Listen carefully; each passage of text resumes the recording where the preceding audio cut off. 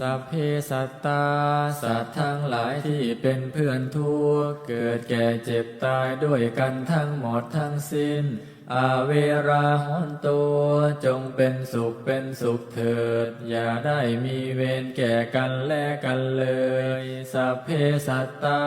สัตว์ทั้งหลายที่เป็นเพื่อนทุกข์เกิดแก่เจ็บตายด้วยกันทั้งหมดทั้งสิ้นอาภัยาปัชชาหนตุจงเป็นสุขเถิดอย่าได้เบียดเบียนซึ่งกันและกันเลยสัพเพสัตตา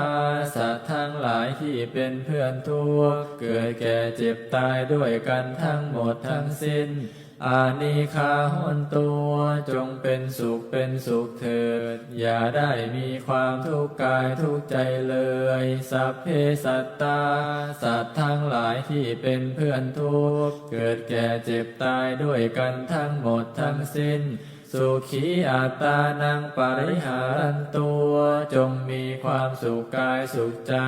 ให้รักษาตนพ้นจากทุกภัยทั้งสิ้นเถิดท่านทั้งหลายที่ท่านได้ทุกข์ขอให้ท่านมีความสุขท่านทั้งหลายที่ท่านได้สุขขอให้มีความสุขยิ่งขึ้นไปสัพเพสัตตาสัตว์ทั้งหลายที่เกิดเป็นชาลาภูชาที่เกิดเป็นนันทชาติที่เกิดเป็นสังเสทชาติที่เกิดเป็นโนปาติกา